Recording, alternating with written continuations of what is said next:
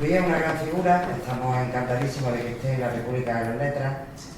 A Luis hemos tenido la oportunidad de verlo antes por Córdoba, afortunadamente, pero para nosotros es todo un honor. Y por supuesto, muchas gracias a todos los lectores, porque la poesía, lo que sea lectura, no se mantiene sin nosotros, ¿no? Pues gracias a todas las personas que leéis. Decir que pensaba en la poesía como algo fundamental. Si moría la poesía, moría algo más que un género literario y teníamos la obligación de resucitarla en cada amanecer. Y la verdad es que me parece que la poesía sigue teniendo un significado profundo y decisivo en el mundo en el que vivimos, y a mí me parece que festivales como Poética y vidas literarias como la que se da en Córdoba desde hace mucho tiempo son un ejemplo de la vitalidad de la poesía. He tenido la suerte de compartir pues desde hace casi 4 décadas esta vocación poética con amigos como Pedro, y estoy muy contento de tenerlo aquí a mi lado y de ver a mucha gente que conozco desde hace mucho tiempo. Me invitó el festival a hablar sobre vino para participar en este acto, y lo que he pensado hacer es la lectura de algunos poemas relacionados con el vino a lo largo de distintos momentos de nuestra historia literaria, y acabar después con un par de poemas míos, y haré una intervención, si queréis después podemos establecer un coloquio, pero haré una intervención no muy larga. Bueno, por lo que se refiere a la poesía española, por empezar, en la Edad Media, recordé algunos episodios de los escritos de Gonzalo de Berceo y del arcipreste de Hita, donde aparece el vino, y aparece el vino como un peligro. Es una literatura muy anclada en el pensamiento feudal y en la definición del ser humano como un siervo de Dios, donde reside un mandato divino, el alma, pero envuelta en un espacio de peligro que es el cuerpo. Cualquier impulso corporal que desestabilice el alma está desestabilizando la palabra de Dios y el mandato divino en el ser humano. Y en ese sentido el vino era un peligro. Y hay muchos ejemplos que son historias moralizantes, que están muy presentes en toda la literatura clerical de la Edad Media, muchas historias en las que el vino se convierte en la puerta de entrada al pecado, al demonio, al peligro. Digamos, el vino como gran aliado del demonio. En nuestra época, pues eso es una ventaja para el vino. En la Edad Media no era ventaja ninguna, sino todo lo contrario. Y quería recordar un episodio del libro del Buen Amor de la Cipreste Deita, donde un ermitaño que había pasado la vida en el desierto, sacrificado por Dios, pues pierde el alma y es condenado a los infiernos por culpa de una trampa que a través del vino le tiende el demonio.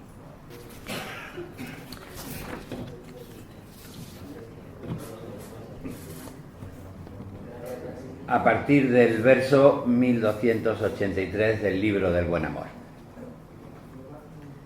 Buenas costumbres debes en ti siempre tener. Procura, sobre todo, poco vino beber. El vino hizo a Lot con sus hijas caer en vergüenza ante el mundo y a su Dios ofender.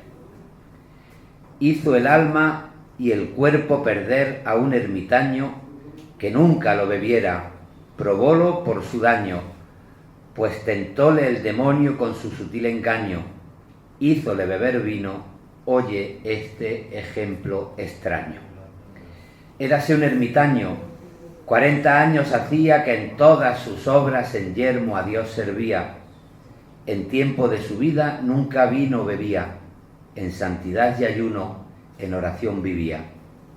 Tenía gran pesar el demonio con esto, y pensó si podría apartarle de aquesto. Un día visitóle con sutileza presto. Dios te salve, buen monje, dijera con suave gesto. Maravilloso el monje, dijo, a Dios me encomiendo. Dime qué cosa eres, porque yo no te entiendo. Gran tiempo ha que aquí estoy a nuestro Dios sirviendo, y nunca he visto a nadie, con la cruz me defiendo. No pudiendo el diablo al monje se acercar, por la cruz detenido empezóle a tentar. Dijo, el cuerpo de Dios que desea gustar, yo te recelaré como lo has de tomar. Tú no puedes dudar que del vino se hace la sangre verdadera de Dios. En ello yace. Sacramento muy santo, pruébalo si te place. Prepara el diablo al monje la trampa que lo enlace. El ermitaño dijo, yo no sé lo que es vino.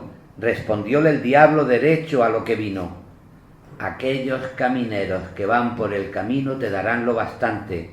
Ve por ellos festino. Fue por el vino el monje, y cuando hubo venido, díjole al diablo, bebe, puesto que lo has traído, prueba un poco de ello, y cuanto hayas bebido, verás que mi consejo de mucho te ha servido. Bebió el ermitaño mucho vino, sin tiento, como era fuerte y puro, borró su entendimiento. Cuando el diablo creyó que ya había cimiento, armó sobre él la casa y su aparejamiento. Dijo, amigo, no sabes si es de noche o de día, cuál es la hora cierta como el mundo seguía. Toma un gallo que cante las horas cada día, con él alguna hembra, así mejor se cría. Germinó el mal consejo. Ya el vino acostumbraba y estando embriagado, vio cómo se juntaba el gallo con las hembras. Verlo le deleitaba, lujuria le invadía cuando se embriagaba. Fue con él la codicia, raíz de todos los males, la lujuria y soberbia, 3 pecados mortales. Después el homicidio, estos pecados tales tras el vino al que busca excesos sensuales. Descendió de la ermita y forzó a una mujer, que gritando no pudo al fin se defender. Cuando pecó con ella, temió acusado ser, y matóla el mezquino, se acabó de perder. Como dice el proverbio, y palabra es muy cierta, siempre en contra se torna toda cosa encubierta. Fue su malvada acción el punto descubierta, enseguida fue el monje en prisión y en reyerta. Confesó cuánto mal por el vino había hecho, pronto fue ajusticiado como era de derecho. Perdió el cuerpo y el alma, el cuitado maltrecho, en beber demasiado, hay todo mal provecho. Bueno, ese es el primer poema que recordé, un tipo de exempla tradicional en el mundo medieval para exponer ante los ojos de los fieles que oían los peligros del vino. Por las barbaridades que dice el libro del Buen Amor, por las bromas que hace, a veces quien lo lee parece que es un libro muy progresista. La lógica del pecado no es progresista, pertenece a un mundo donde existe Dios y el diablo, y el fiel tenía que elegir entre Dios y el diablo y demostrar los peligros del diablo. Más que poner en cuestión el orden establecido, lo que hacía era reforzar la palabra de Dios. Si ustedes leen el libro del Buen Amor, pueden encontrarse con bromas que hoy llevarían a la cárcel a más de un despistado por las leyes mordazas. Se llega a comparar en una glosa de los Salmos el odre repleto de vino para ser utilizado en la misa con unos testículos a punto de eyacular.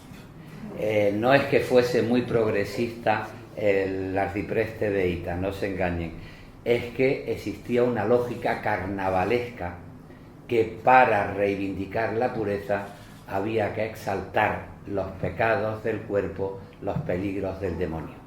Y el carnaval no es, en la Edad Media, un orden disidente, es la consecuencia de un orden reaccionario que quiere quitarle importancia y dignidad a la existencia terrenal para prometer otra vida donde únicamente después de la muerte es posible la dignidad.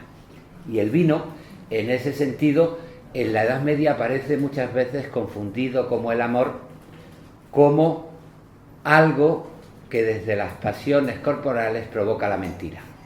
El amor está muy mal visto. En la literatura medieval, si ustedes leen pues, las reflexiones de Santo Tomás, si ustedes leen la Celestina, lo que se van a encontrar es una idea de que el amor sirve para mentir, que el amor hace dicharachero al mudo, hace ligero al cojo, hace fingir lo que no se es para intentar seducir a través de las estrategias del pecado. Ese era el orden medieval, hasta el punto que si se ven los tratados de amor en la Edad Media, al hablar del matrimonio, se dice que una exigencia fundamental para saber amar es no estar casado. Los libros de Leonor de Aquitania sobre el buen amor, los libros caballerescos ante los que reacciona el arcipreste de Hita y el libro del buen amor, dicen que los amadores no pueden estar casados. Y eso era la cruz de una moneda defendida por el tradicionalismo clerical, que venía a decir que desear a la propia mujer sexualmente era uno de los mayores pecados, porque el matrimonio era un sacramento y quien ensuciaba el sacramento pensado para extender la estirpe con el deseo sexual estaba haciendo algo tan grave o más grave que el tener trato sexual con los animales. Era más peligroso para el alma desear a la propia mujer que ayuntarse con una cabra o con una vaca. Eso era así. Bueno, pues el vino empieza a identificarse con esa parte que trastoca el orden del cuerpo y que humilla al alma. A partir de ahí, amor y vino establecen en la literatura un diálogo bastante profundo. Estoy resumiendo ideas que merecen más atención, claro está, pero bueno, yo hice una edición de la Celestina, donde analicé toda la teoría del amor en relación con el pecado, y lo que hago es resumir cosas que he explicado y he estudiado con más detenimiento. Cuando el ser humano quiere romper su definición de siervo y quiere reivindicar su propia dignidad, empieza a elaborar literariamente los procesos de la intimidad que nos hacen dueños de nuestros propios sentimientos, ya no como siervos que tienen que cumplir órdenes, sino como personas con sus misterios, con sus secretos, con sus deseos. Y se conforma un proyecto de literatura humanista que quiere sustituir la imagen del siervo por la imagen del ser libre desde el propio secreto de la intimidad. Y ahí el vino, como el amor, aparece como elemento que profundiza en los secretos del sujeto frente a la servidumbre medieval. En este sentido, recordé enseguida una página notable de El Cantar de los Cantares. Fray Luis de León decidió que, frente al tradicionalismo escolástico que reservaba la lectura para los ministros de Dios, era conveniente que todos los individuos pudieran leer con sus propios ojos, con su propia conciencia, los textos sagrados. Y tradujo el Cantar de los Cantares, siguiendo una tradición hebraísta de la Universidad de Salamanca y de la Universidad de Alcalá de Henares, representada por clérigos estudiosos de formación erasmista, como Dionisio Vázquez, como Cipriano de la Jerga, como Benito Arias Montano y como el propio Fray Luis de León. El Cantar de los Cantares, el diálogo de dos amantes. Había representado primero en la tradición bíblica el diálogo de Dios con el pueblo judío. En segundo lugar, en la tradición escolástica, el diario de Dios con la Iglesia. Llevarlo al lenguaje mortal, vulgar, al lenguaje castellano, significaba que ahora ese acto de amor iba a representar el diálogo entre dos individuos, entre dos amantes, que si se quería rasgar la corteza de la letra, podía interpretarse alegóricamente como un diálogo entre Dios y las conciencias individuales de cada creyente. Bueno, pues en el proceso de interiorización y de formación de esa conciencia, en el primer fragmento del Cantar de los Cantares que traduce Fray Luis de León, aparece el vino, identificado con el amor, como ámbito de diálogo de la subjetividad con Dios o con el amante. Y por eso quería leer el primer fragmento del Cantar de los Cantares. Esta traducción, y sobre todo el no respetar el dogma del Concilio de Trento, diciendo que la verdad estaba en la edición de la Vulgata, de la Biblia de la Vulgata, y que cualquier otra interpretación era contraria al dogma, pues esto le llevó a Fray Luis de León a pasar 4 años encerrado en las cárceles de la Inquisición.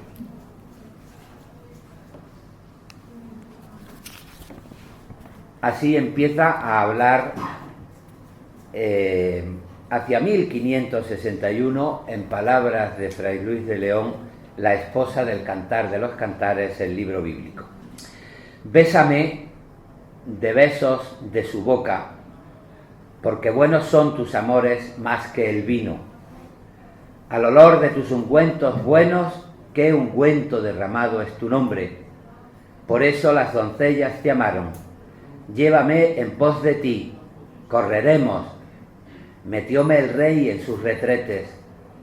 Regocijarnos hemos y alegrarnos hemos en ti.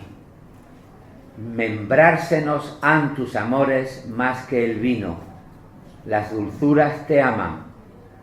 Morena yo, pero amable, hijas de Jerusalén, como las tiendas de Cedar, como las cortinas de Salomón. No me miréis que soy algo morena, porque miróme el sol. Los hijos de mi madre porfiaron contra mí, pusiéronme a guardar viñas. La viña no guardé. Enséñame, amado de mi alma, dónde apacientas, dónde sesteas al mediodía, porque seré yo como descarriada entre los ganados de tus compañeros. Este es el primer fragmento de la esposa del Cantar de los Cantares. En el proceso de interiorización del amor y de la comunicación entre dos almas aparece el vino como el lugar de la embriaguez, un eje que sigue desarrollándose en el Cantar de los Cantares. Quizá a nosotros nos llama ahora la atención que la esposa se siente un poco avergonzada porque está morena. El paradigma de mujer en el humanismo era la mujer de piel blanca, de piel transparente, casi como el agua. La esposa se siente un poco insegura porque está morena, y hoy el bronceado es un paradigma de la belleza. Pierre Bourdieu, en uno de sus ensayos sobre el tiempo, dice que la cultura es tiempo, y para meterse con la prisa del usar y tirar, dice: la cultura cuesta tiempo como cuesta tiempo un bronceado. La persona que quiere ponerse bronceada tiene que dedicarle tiempo a tomar el sol. Pues también quien quiere ser culto tiene que dedicarle tiempo a tomar cultura. Pero aquí la pobre se siente insegura y se queja y dice que está morena porque el sol la ha mirado, porque sus hermanos la pusieron a cuidar viñas. El vino ha pasado a representar la embriaguez que está en contacto con los secretos de la subjetividad frente a la conciencia de la servidumbre a leyes superiores a la propia conciencia humana y a la propia dignidad humana. En este sentido, hubo a partir de ahí toda una relación estrecha de la poesía que quería formular una ética humana con el vino. Y para no salir de Salamanca, pues podemos recordar toda la tradición anacreóntica que la escuela de Salamanca recogió en el siglo XVIII. Pensemos en Cadalso, pensemos en Meléndez Valdés, tradición anacreóntica que definía el placer como un valor de ámbito ético para el ser humano. Ahora, ¿qué era el bien? Aquello que daba placer al ser humano. ¿Qué era el mal? Aquello que daba dolor al ser humano. La ética definida de acuerdo con la existencia del ser humano y no con cualquier promesa al margen de la existencia del ser humano. A partir de ahí hay toda una poesía de carácter anacreóntico que canta el vino, que canta el amor, y los aportes más valiosos para la poesía, por ejemplo, de Meléndez Valdés, tienen que ver precisamente con la recuperación de Fray Diego González de los textos de Fray Luis de León, del Cantar de los Cantares y de la poesía del propio Fray Luis. La reivindicación de la bondad de aquellas cosas que dan placer. Por ejemplo, el vino. Había escogido una oda al otoño de Meléndez Valdés, pero para no alargarme mucho, me la voy a saltar.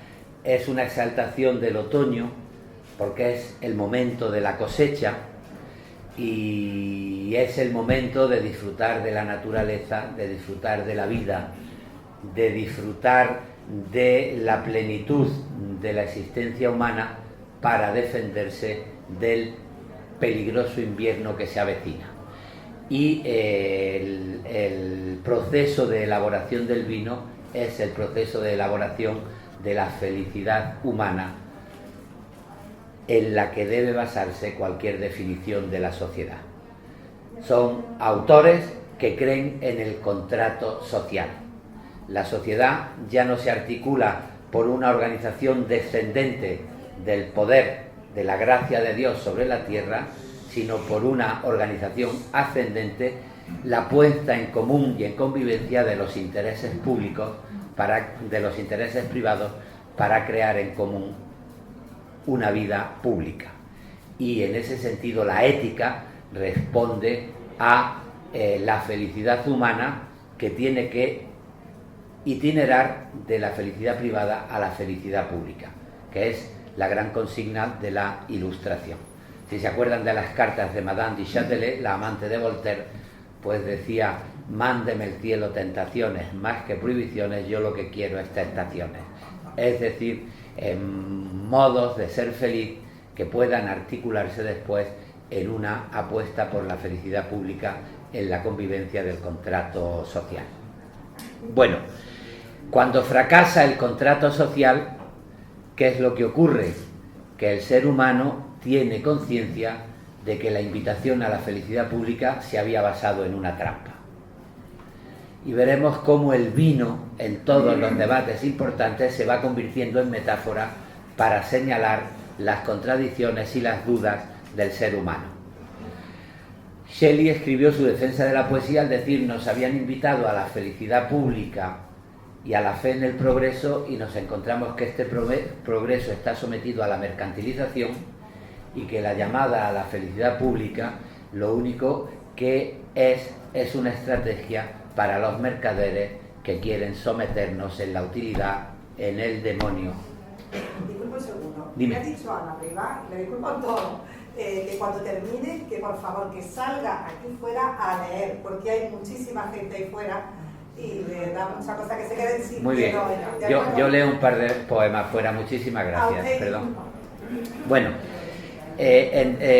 entonces los románticos empiezan a pensar que el contrato social ha sido una mentira, que se ha renunciado a parte de la individualidad en favor de una convivencia pública sometida al dinero y no a la felicidad de los seres humanos. Y ahí aparece el vino, el mal vino, la mal bebida, la mal tristeza. Voy a recordar un poema breve que a mí me gusta mucho y que considero un ejemplo de por qué Juan Ramón, Machado, Rubén, Darío, Luis Cernuda, Rafael Alberti consideraban a Bécquer como el padre de la poesía contemporánea. Libros tan importantes como Donde habita el olvido o como Sobre los ángeles son un descarado homenaje a Bécquer. Miren ustedes a Bécquer en una de las composiciones recogidas en la rima, lo que escribe. Está en una orgía en lugar de la felicidad compartida. Entre el discorde estruendo de la orgía acarició mi oído, como nota de música lejana, el eco de un suspiro. El eco de un suspiro que conozco, formado de un aliento que he bebido, perfume de una flor que oculta crece en un claustro sombrío. Mi adorada de un día, cariñosa, ¿en qué piensas?, me dijo. En nada y lloras, es que tengo alegre la tristeza y triste el vino. Ven ustedes, en muy pocas palabras, en muy pocos versos, nos está hablando de una orgía, una felicidad compartida, la exaltación de la ética que habla del bien como placer y del mal como dolor, pero sin embargo la subjetividad va creciendo en su tristeza, en su secreto, y al final con quien está uno es con una adorada de un día, es decir, con una prostituta, con alguien que tiene que comprarse, la mercantilización, y ella pregunta: ¿en qué piensas? Y él le responde: pues en que tengo alegre la tristeza y triste el vino, en que esta invitación a la felicidad está marcada por una humillación mercantilista de el ser humano con la que no estoy de acuerdo. Es un ejemplo de la conciencia del fracaso social que muchas veces ha acompañado a la poesía contemporánea. Hay que reivindicar la convivencia, las ilusiones colectivas, pero no perder la conciencia crítica de saber que en nombre de la sociedad y la convivencia se nos está explotando constantemente desde los valores más utilitarios. Bueno, y a partir de ahí, pues el vino, desde las distintas perspectivas, ha estado como metáfora central y gran aliado de la poesía. Por resumir, voy a leer un poema de Pablo Neruda que se titula La Oda al Vino. Pertenece a las odas sentimentales, ya en los años 50. Pablo Neruda ha pasado el gran momento de la crisis de residencia en la tierra, donde el individuo se ha creído un lobo estepario sin salida ninguna. Ha ido después a la poesía del canto general, donde ha apostado frente a la soledad de residencia en la tierra por las ilusiones colectivas y los dogmas, en una poesía de carácter muy combativo, y de pronto ha sentido que su poesía corría el peligro de convertirse en panfleto, en una seguidora de consignas, y para intentar darle dignidad a su historia quiere volver a la piel de la vida, y escribe las odas elementales, donde dialoga con las cosas más cotidianas, con las cosas que expresan la alianza de la historia y la vida, que es una buena manera de rechazar una historia capaz de borrar el presente, los derechos del presente, y de sacrificar la vida del presente a una consigna que promete futuros más propios de un comisario que de un ser humano. Y bueno, uno de los aliados de estas odas elementales de Pablo Neruda pues fue el vino. Vino color de día, vino color de noche, vino con pies de púrpura o de sangre de topacio, vino estrellado hijo de la tierra, vino liso como una espada de oro, suave como un desorden terciopelo, vino encaracolado y suspendido, amoroso, marino. Nunca has cabido en una copa, en un canto, en un hombre, coral, gregario, eres, y cuando menos mutuo. A veces te nutres de recuerdos mortales. En tu ola vamos de tumba en tumba, picapedrero de sepulcro helado, y lloramos lágrimas transitorias. Pero tu hermoso traje de primavera es diferente. El corazón sube a las ramas, el viento mueve el día, nada queda dentro de tu alma inmóvil. El vino mueve la primavera, crece como una planta la alegría, caen muros, peñascos, se cierran los abismos, nace el canto. Oh tú, jarra de vino en el desierto, con la sabrosa que amo, dijo el viejo poeta, que el cántaro de vino, el beso del amor, sube su beso. Amor mío, de pronto tu cadera es la curva colmada de la copa, tu pecho es el racimo, la luz del alcohol tu cabellera, las uvas tus pezones, tu ombligo sello puro estampado en tu vientre de vasija, y tu amor la cascada de vino inextinguible, la claridad que cae entre mis sentidos, el esplendor terrestre de la vida. Pero no solo amor, beso quemante o corazón quemado eres, vino de vida, sino amistad de los seres, transparencia, coro de disciplinas, abundancia de flores. Amo sobre una mesa, cuando se habla a la luz de una botella de inteligente vino, que lo beban que recuerden en cada gota de oro o copa de topacio o cuchara de púrpura que trabajó el otoño hasta llenar de vino las vasijas, y aprenda el hombre oscuro en el ceremonial de su negocio a recordar la tierra y sus deberes, a propagar el cántico de frutos. Es el poema de Pablo Neruda, que a mí me recuerda muchas cosas. El Cantar de los Cantares de Fray Luis está muy presente cuando describe los pechos, el ombligo. En el Cantar de los Cantares hay imágenes sobre las tetillas, dice como dos cabritos mellizos que hay que tocar y que son perfectos, y habla del ombligo que se llena de luna, y es lo que está haciendo Neruda al unir el vino y el amor, como había hecho Fray Luis de León. Pero me recuerda otras muchas cosas. Por ejemplo, estos son momentos en los que Neruda, que había cantado a Stalin y a la Revolución Soviética, empieza a tomar conciencia de lo que ha significado el stalinismo, y acabará escribiendo Fin de siglo, donde dice: por tu culpa hay un ahorcado en cada jardín de la Unión Soviética. Y asume la tarea de seguir manteniendo su conciencia comunista, social, pero sin caer en ningún tipo de tentación totalitaria. Y en ese sentido hay un libro, Canción de Gesta, que le dedica a Fidel Castro, donde dice en unos versos: ten cuidado que un buen vino no se hace con una uva, sino con las uvas de toda la cosecha, llamando a no caer en el totalitarismo y a crear un discurso y una palabra donde tengan presencia todas las uvas y no una sola voz. Es un Neruda que a mí me interesa mucho, y en ese interés se vuela, como casi siempre en todos los aspectos de mi vida, el vino como metáfora o como realidad. Bueno, por ir avanzando,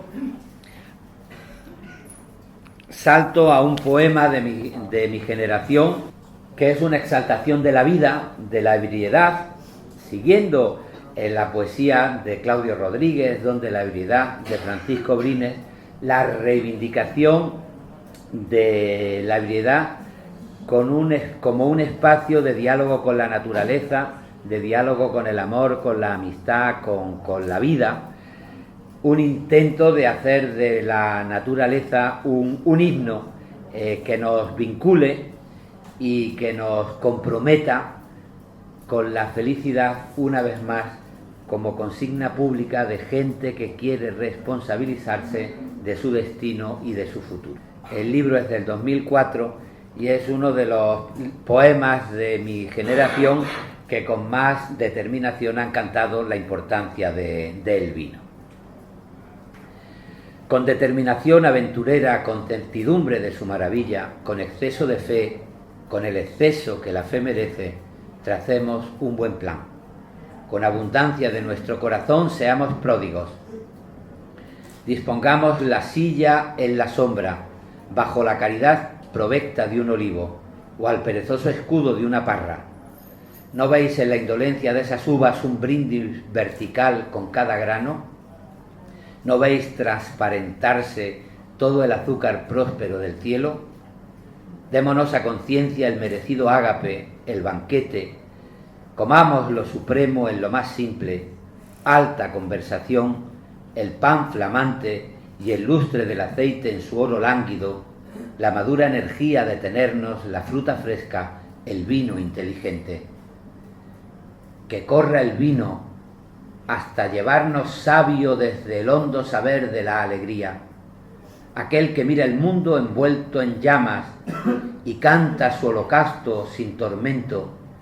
Que no se acabe el vino, que el animoso vino de los fuertes, antes de habernos vuelto temerarios en el amor de cuanto está al alcance.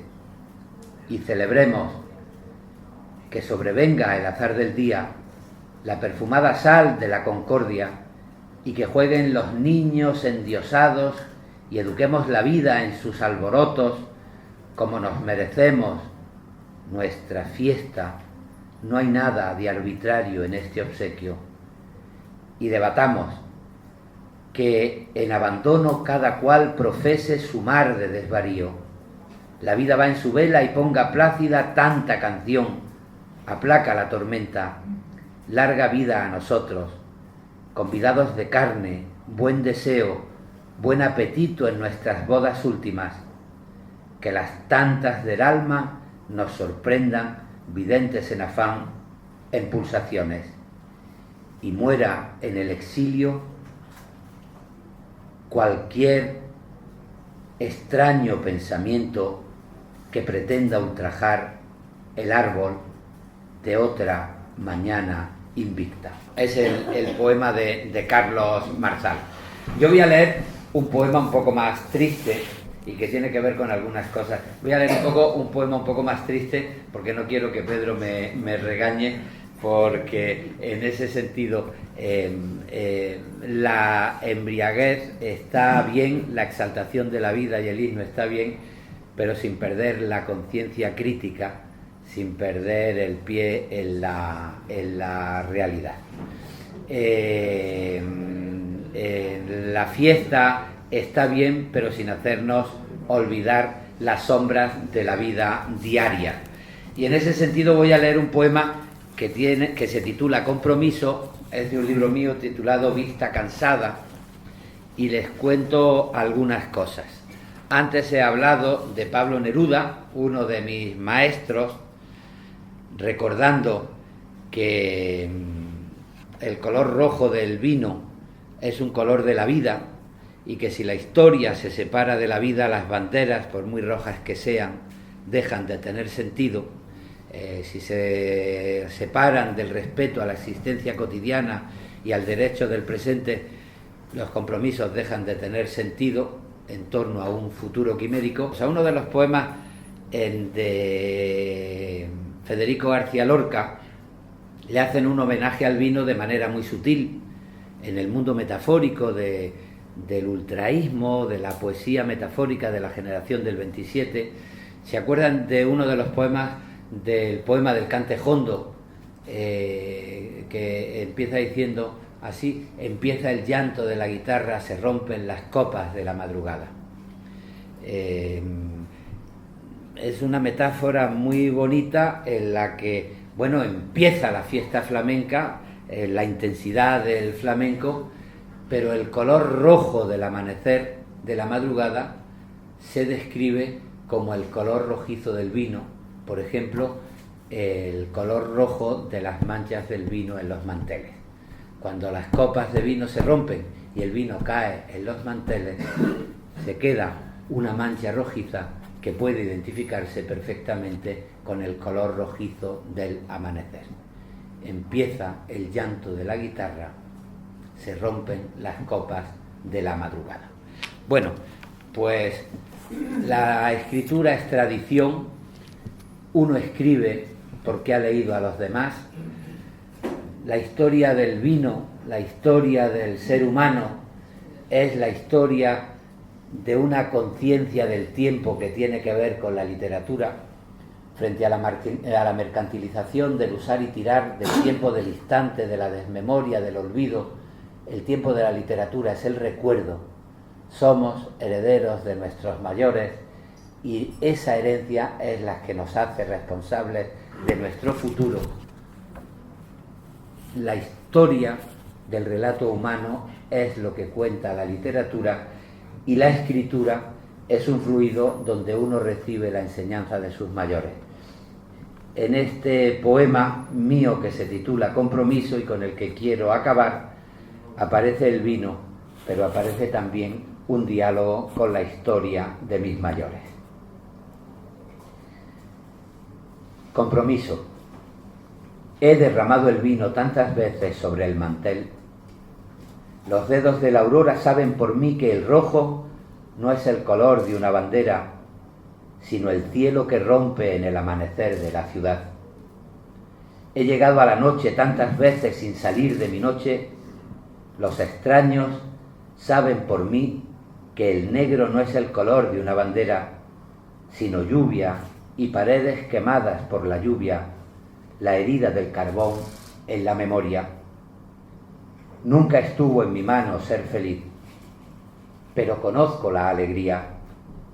Muchos saben por mí que el blanco no es el color de una bandera, sino el jazmín sereno de la mortalidad, sus pétalos blindados por el sol de una tarde. Muchas gracias.